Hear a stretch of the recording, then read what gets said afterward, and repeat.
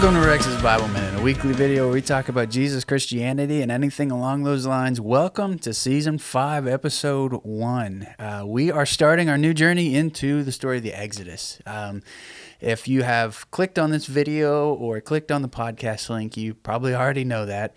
But I'm really excited to get into this. We are starting into the Exodus this year because here at the church, a lot of our teaching is going to be Old Testament focused, simply because the New Testament is really built on the Old Testament. And one of the most important, I would make the argument that the most important part of the Old Testament for understanding the New is the Exodus story. It's the story of how God worked on behalf of his people to lead them out of slavery into freedom. If you read the New Testament, that kind of language is everywhere in this. So a study on the Exodus story is one that will help you understand Paul's writings and Luke's writings and all the Gospels, the whole New Testament. This language is everywhere within it. And so the whole point that we are going to work towards this entire time, right? This is, if you walk away now with this, you've got everything. This is the whole point, is that God is sovereign, all-powerful, undisputed ruler of the universe who loves his people and acts terrifyingly powerfully on their behalf. That's the whole point. You walk away with nothing else, walk away with that God is the sovereign, all-powerful, undisputed ruler of the universe who loves his people and has acted and will act and is currently acting powerfully and terrifyingly on behalf of his people. That's the story of the Old Testament, and that's the story of the Exodus, and that's the story of the cross. So hopefully that's exciting to you, that's intriguing to you, that's something that you'll feel can help you as you grow in your journey as a Christian or wherever you are in your spiritual walk. So that being said, there's some things we need to do before we start studying. As always, if you've been around here for a while, you know that context matters, that it's important that we actually go through and place ourselves as close as we can to the author's original meaning, because God inspired the Bible. He inspired it, and humans wrote it down, but the humans had an intended audience that they meant to write down. And that means they had things and references that they would expect the readers to know. And so it's important that we do our best to try to place ourselves back into that world. And so we're going to do that today, basically by looking at three big things, three big topics. We're going to look at literary considerations, we're going to look at the historical context, and we're going to look at Israel's history. Now, literary considerations is a really like you hear that and you answer, and you're like, oh, that sounds so boring. I feel like I'm in English class again or something like that. But literary considerations are basically, we need to make sure that we're understanding what we're reading. When you read a text message, you approach that differently than when you read a book. And when you read a scholarly book, or a reference book or a commentary on the Bible, you read that differently than you read, Harry Potter. What we're reading and understanding what it is, it matters a lot because it can change a lot. Is it fiction? Is it nonfiction? Is it historical fiction? Is it true? Is it false? Is it documenting? Is it a narrative? Is it whatever? What is it? Is it poetry? Like all these questions we need to be able to answer relatively confidently. And so here's the way I want you to think about the Exodus story and Exodus in general, the whole book. We're only going to be going to chapter 15, by the way. But think about it like this. Think about it like it's a movie based on a true story. It is a true story. It's not fiction. It's not a myth or a legend created to communicate a truth. It's not like Pandora's box, where the girl opens the box and all the bad things came out because she couldn't have self-control, and curiosity can lead to dangerous things. There's moral lessons that are in that story. Or the boy who cried wolf, who had to learn the lesson the hard way, that you can't abuse people, you can't abuse their trust, you can't abuse the systems, that you have to be honest and authentic and real. Like those are stories that were created to communicate a truth, a lesson. Yes, the story of the Exodus definitely communicates a massive lesson. We've already mentioned it. But it's not that. It's not just a myth or a legend to communicate that.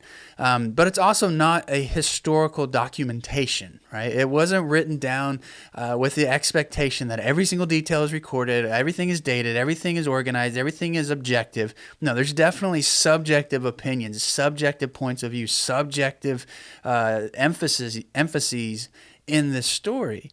It's not meant to be a textbook or a scientific book. It's meant to be a story that communicates the meaning, but also, in a sense, documents the people of Israel's origin. Some examples in the Bible of true documentation would be like First and Second Kings or First and Second Chronicles. That's why those books can be a little monotonous to read, because they're just this happened and this happened and this happened and this happened. They still have biases. Don't be disillusioned there and think that they're objective. They're not. But they were written down with the point of documenting, not to tell a story. The other thing I want you to understand about Exodus before we get into it is it's a Marvel movie, not a DC movie, right? DC movies like Batman and Superman and Green Lantern and Aquaman, they're really written and created to be standalone films, right? You can watch any of the Batman movies and pretty much know exactly what's going on, because every character is introduced in it, every character is explained in it. You don't have to have seen any of the other movies. Marvel movies, on the other hand, they're a little bit more sequential. You can't really watch the Avengers without having seen Iron Man and Thor and Captain America, because all of a sudden those characters are just in the movie with no real explanation of who they are or where they came from. That's the way Exodus works. It is written with the expectation that you have read Genesis at least, that you know who Abraham is, that you know who Isaac is, that you know about the covenants God made with Abraham, that you know about the promises of escape from freedom, that you know about the prophecy of slavery, that you know all these things are factored in, that you know the 12 sons, you know where all these names came from. You know that God has a plan, that he's moving along to create a people amongst the earth. All that starts in Genesis. So it's expected, as we go through this, that you have a working knowledge of Genesis. Genesis being one of the most covered parts of the Bible. I'm going to expect that, but if not, as we get into this, maybe this week, go back and read the accounts of Genesis, starting with Abraham all the way to the end of it through Joseph, because that's really where the story of Exodus picks up. All right, so it's more like a movie based on fact. It's a story that's told to explain history as well as communicate a lesson. It's not all one or all the other. It's a movie based on true events. There are definitely subjective choices made as far as what was written down and what was excluded. All right. The next thing, as far as literary stuff goes, is the things we always talk about it. The 3 A's: author, agenda, audience. Who wrote it? Why did they write it? Who are they writing to? So who wrote it? Traditionally, it's Moses. That's typically who we attribute this to. Part of that is because there are sections in the book of Exodus itself that claim to be written by Moses. There are other parts of the Old Testament, like Joshua, that talk about the law of Moses, about Moses writing this down. And there's parts of the New Testament that ascribe parts of Exodus to being written by Moses. So there's a lot of evidence within it. And then as well as there's just not a good theory otherwise, unless you go down the liberal, and I'm talking about theologically liberal, not conservative, Democrat, Republican, not that. With theologically liberal theologians, they have a proponent that there are 4 sources that the whole Torah, the first 5 books of the Bible, are based on, and it's really kind of easy to poke holes into, but there are smart people who go down that rabbit hole. But basically, there's no viable alternative to Moses being the author for most of, if not all of, the story of Exodus. So we think it's him. Typically, the dating is around 1500s to 1300s BC. We're going to talk about that more in a minute, because it's also one of those real big question marks kind of things. I mean, we're dealing with a document that is probably around 3,500 years old. There's a little bit that happened between now and then. That means this was written closer to the time of as close to the time of Alexander the Great as we are to the Vikings, right? That we're both about equal distance away from Julius Caesar. That's essentially the time we're talking about. It's a massive time gap. So we can't expect to be super precise in our details here as to who wrote it, when they wrote it, et cetera, et cetera. The next thing is, why did they write it? So who wrote it? We're pretty sure it was Moses. Agenda, why did they write it? And again, that goes back to what we kind of opened with, to communicate that God is the sovereign, all-powerful, undisputed ruler of the universe who loves his people and is willing and has acted on their behalf in terrifying and powerful ways. That's the agenda here. He's writing that so that story is communicated to every new generation of the people of Israel and ultimately the people of God. So to us too, it's a viable message to look back and see how God has acted. And then we see it in a whole new light when we learn the story of Jesus and how God acted in a different way, but in a sense, the same way. So that's who he wrote to as well. That's every new generation of Israel and the people of God in general. So Moses wrote it to communicate that truth and that story to us, to the people of God. As far as an outline goes, don't worry about remembering every little detail with this, but we're only doing the first 15 chapters, so we're really only going to focus on that. But Exodus breaks down into 3 parts most people kind of agree on. You have the historical story, the historical narrative, chapters 1 through 18. Then you have the legal part, when Moses gets the law and he starts reading a bunch of rules. That's chapters 19 through 24. And then you have a worship section, chapter 25 through 40, where it talks about worshiping God and how to worship God. We're only going to be to chapter 15, so we really aren't going to break it down any further up to chapter 18, because that's kind of where we're going to be. So the chapter 1 is about the oppression of Israel's enslavement. Chapters 2 through 6 is about Moses and where he came from and his calling and how God grabbed him and started working through him. Chapters 7 through 11 are about the 10 plagues, about God's powerful and terrifying acting on behalf of the people of Israel. And then chapters 12 through 18 are about the actual Exodus itself and the journey to Mount Sinai. So don't worry about all that. We're going to talk about that outline and where we're at in the story every single week like we did with Revelation. So just be aware that's kind of the breakdown of it. The next thing, so that was our literary considerations. The next thing we need to look at is the historical context. What was the world like? Like what factors would play into Moses writing this down that he would expect us to know that maybe aren't obvious to us now 3,500 years later. Again, I need to point out that exacts aren't possible. I mean, think about what has happened in human history since this was written, if the date's roughly 3,500 years ago. You had the Bronze Age collapse, where entire civilizations went away, where powerful empires just disappeared, where people went backwards and stopped living in towns and cities and went back to nomadic existences, where just history and human evolution went way backwards, right? And then after that, you had eventually the Dark Ages, the literal Dark Ages, where we lost information. I mean, between then and now, we've definitely lost information with things all the way down to the language itself. If you look at statues and paintings of Moses from sometime after the Middle Ages, you'll notice something funny about him.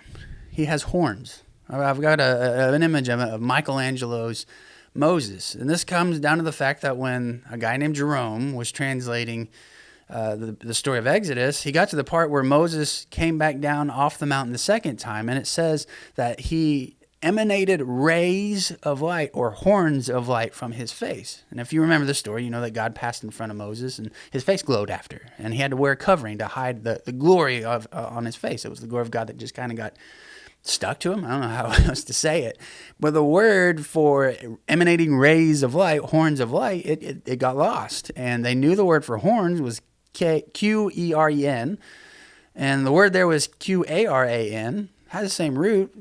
So they assumed it was horns. So, I mean, something as simple as like the difference between the word glow and horns, like they lost that. So just keep that in mind as we go through these things. Don't get caught up in the historical details and trying to be super precise and make this a scientific textbook. It's not that at all. It is a historical narrative that communicates the story as well as documents the history. So all that being said, when was it written? What's the evidence for it? There's been massive arguments about this. There are people who have doctorates who wrote their PhDs or their theses for their PhDs on this topic. Like, it's that debatable. So there's not going to be a clear-cut answer. Really, everybody agrees that it was probably during what's called the New Kingdom in Egypt's history. Basically, Egypt had an old kingdom, had a middle kingdom, had a new kingdom. That's all you really need to worry about with that. But this New Kingdom period lasted between the 1500s and the 1300s BC.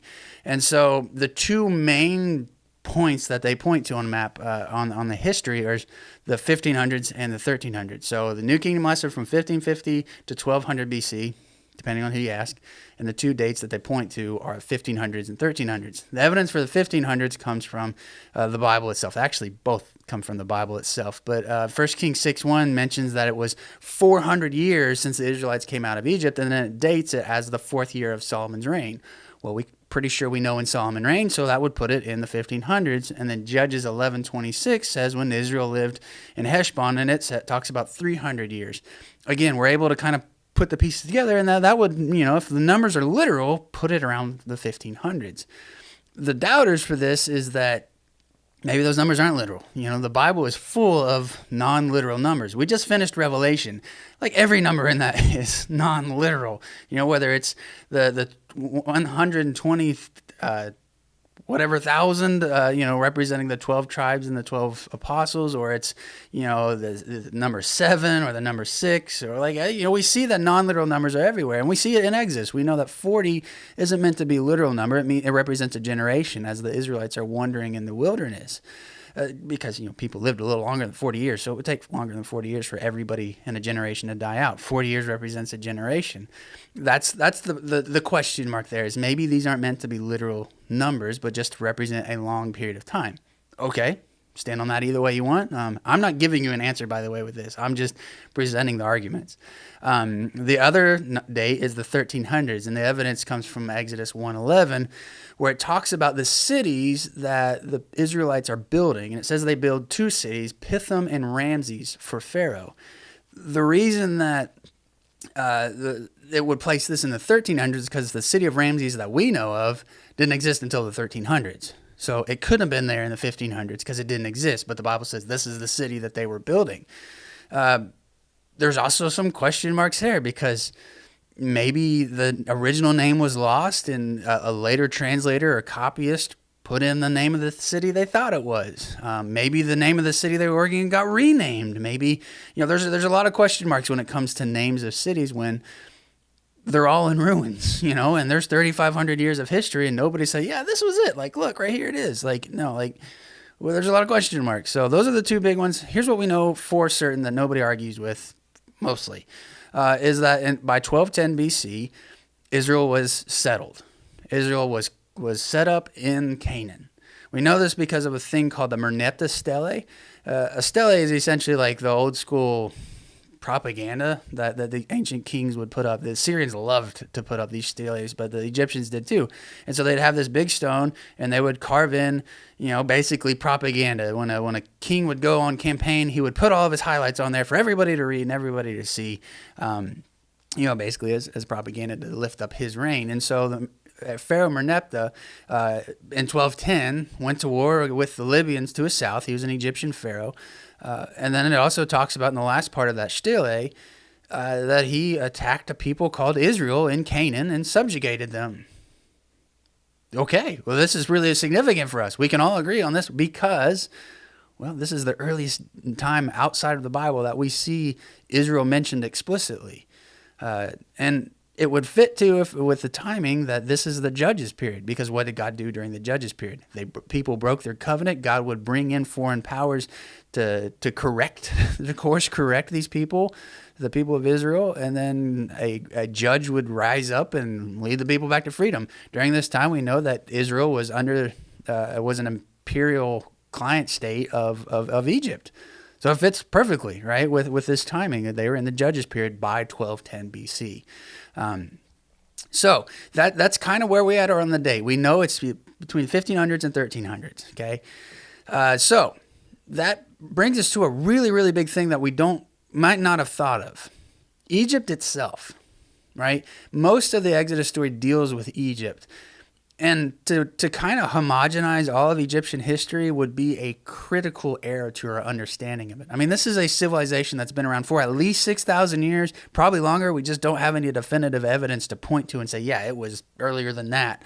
But thinking of Egypt that Moses dealt with as the same Egypt that Cleopatra lived in, as the same Egypt that Alexander the Great conquered, as the same Egypt that built the pyramids, it's nonsense. It's like saying modern Italy is the same Italy of Julius Caesar as the same Italy as Leonardo da Vinci. Like, they look nothing alike. They're the same place, but that's about it. There are some cultural strings that go all the way through that, but they're not the same peoples. They're not the same cultures. They're not the same identities. Same with the Egyptians. That the Egypt that Moses dealt with was completely different than the Egypt that we see in the New Testament times. And then the Egypt that we see the pyramids. I mean, put this into scale. Like, there's a lie out there, or a mistruth, or whatever you want to call it, that the Israelites were the ones that built the pyramids. That's just emphatically, empirically wrong. Like, it's not possible. because the pyramids were 1,000 years old already by the time Moses shows up. Like nobody, the window, this huge like 200-year window that people say it was probably written in, that's 1,000 years after the Great Pyramids were built. Like they were built like in the 20, they're built so much earlier, 1,000 years earlier. I'm really bad at math, so I tried to throw a number out there and I couldn't do it.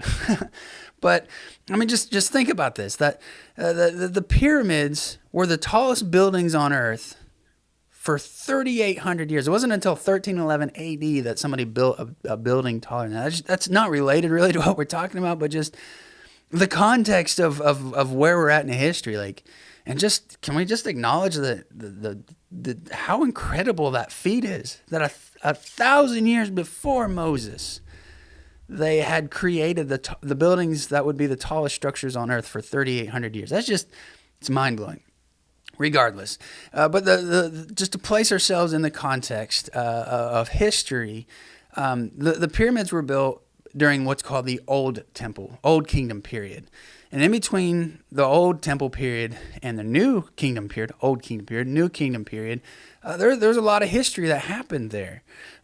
We had the Old Kingdom, it fell, and Egypt itself kind of splintered and fractured into a bunch of little itty bitty states. And then one of those states was able to unify the whole place, and that became the Middle Kingdom. And then the Middle Kingdom ended, and Egypt fractured again into a whole bunch of states. And then one of those states was able to unify it again, and that became the New Kingdom.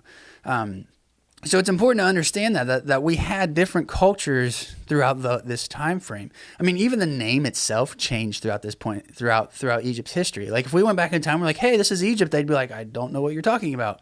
The Old Kingdom called itself Kemet and Deshret. Kemet means black land because the dirt was so dark around the Nile River. It was the fertile soil. They called themselves Kemet, and then they also called themselves Deshret, which is red land, which, talking about the desert. The name Egypt we get from what the Greeks called it, Aegyptos, which is their failed attempt to pronounce what the later kingdoms called themselves. They called themselves Hukapta, and I'm sure I'm butchering that. It's Hut-Ak Ta, P-T-A-H. How is that a word? I don't know, but that's what they call it. And that means land of the temple of Ra, the god Ra. That was the home of his temple, so they call themselves land of the temple of Ra. And the Egyptians, the closest, or the Greeks, closest they got was Aegyptos, which is where we get Egypt.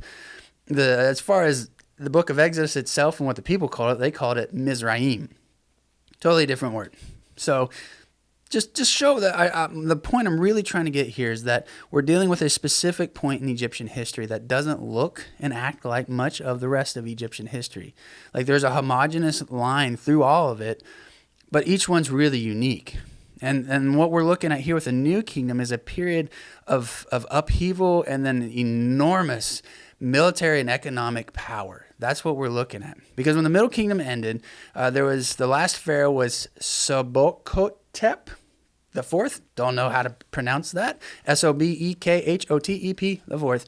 He died in 1725 BC, roughly. When he died, the kingdom split and fractured into a bunch of nation states. Egypt being so powerful during the Middle Kingdom period, it attracted people. I mean, it's the same true. Any wealthy nation, powerful nation, people flee to it from less wealthy, less powerful nations with the hopes of finding a better life. And so towards the end of the Middle Kingdom period, a bunch of people from Canaan, Asiatics they would call them, or as the Egyptians called them, Hyksos, they started settling around the city of Avaris in the Nile Delta. And these Canaanites, they became wealthy, they became influential, and when the nation fractured, they essentially set up their own kingdom until eventually they dominated the northern half of Egypt. It was Hyksos Egypt during the Second Intermediate period. Well, eventually in the south, there was an ethnic Egyptian civilization based around the city of Thebes, Egyptian Thebes, not Greece Thebes. And eventually the Theban Empire conquered all of it, conquered Hyksos, and they were able to reunify all of Egypt, and that became the New Kingdom. This is a big deal for us. Don't get lost here. The Hyksos were Canaanites that became powerful, ruled part of Egypt, and then a new pharaoh conquered it and did not like these Canaanites. This lines up perfectly with the story of Joseph and the beginning of Exodus. Because we see in the story of Joseph that he rose to power. Well, if it was ethnic Egyptians in power, they probably wouldn't have liked a Canaanite being the second most powerful man in all of Egypt. But if they were Canaanites themselves, well, yeah, of course. It lines up perfectly with what the Bible says. It's crazy how often that happens.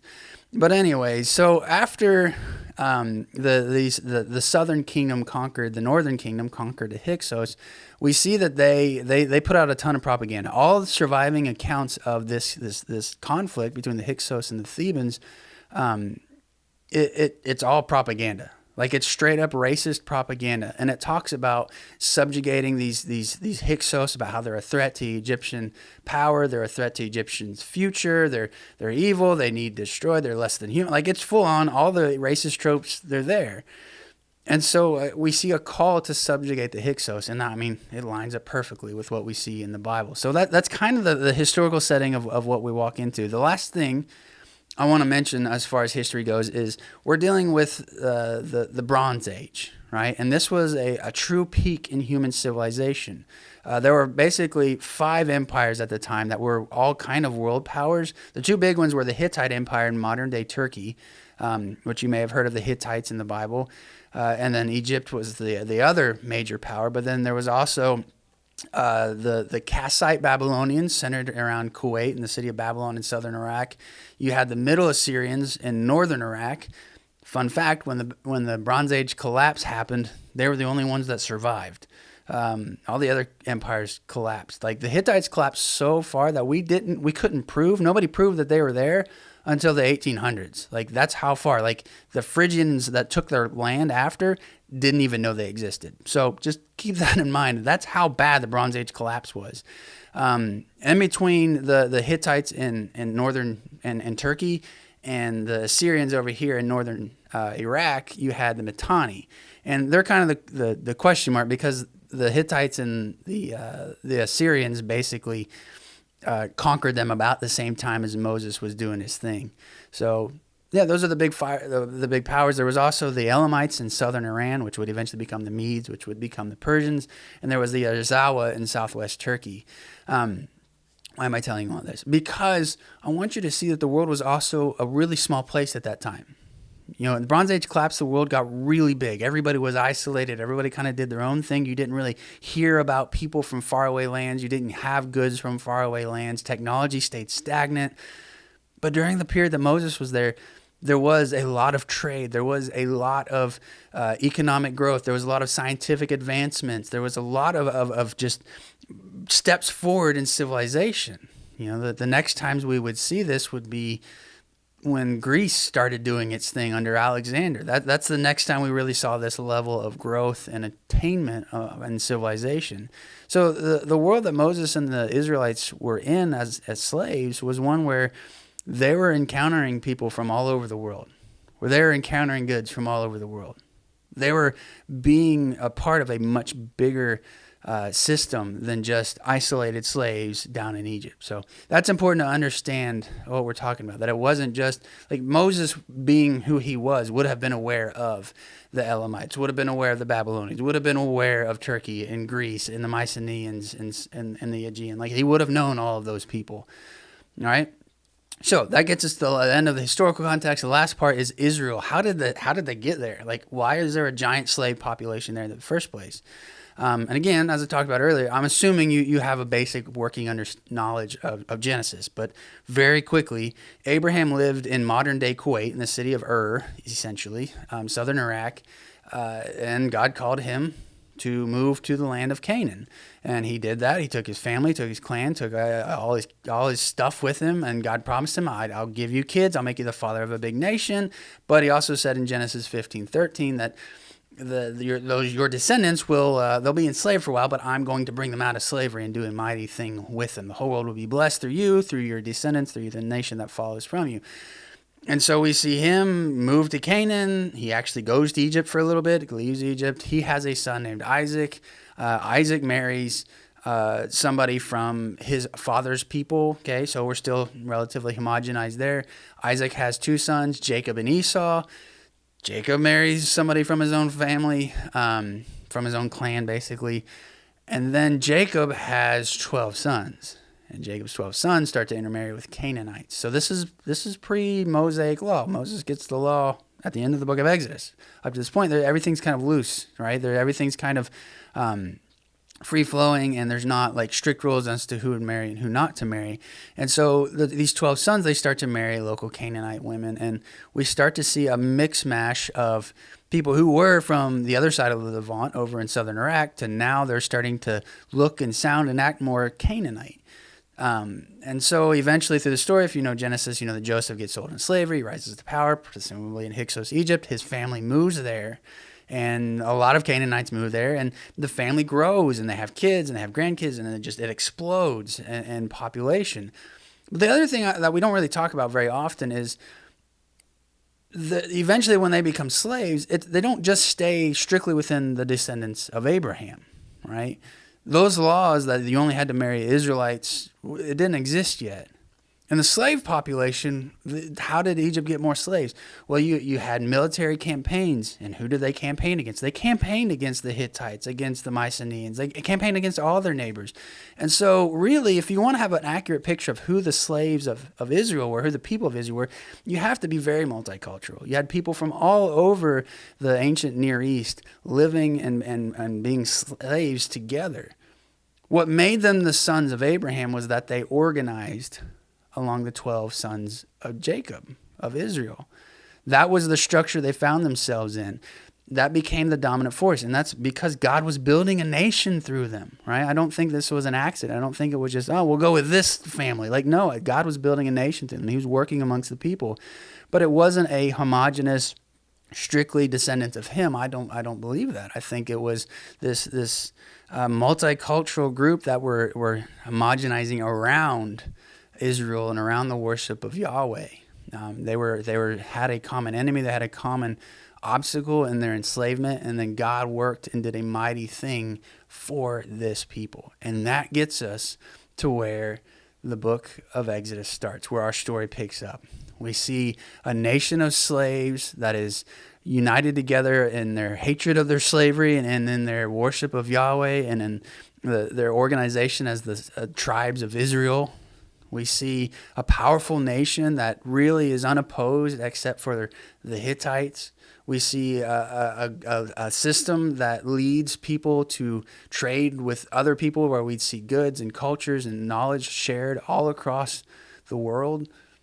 We see this factoring into everything stacked against the Israelites, and yet somehow God acts on their behalf and they are set free. They overcome the most powerful nation on the planet at that time and establish themselves as a new nation. If you have any questions, reach out. Hopefully this was informative and exciting, and it'll be something you can reference back to as we go through this study of the story of the Exodus. If you have any questions, comments, reach out. Otherwise, we'll see you next week.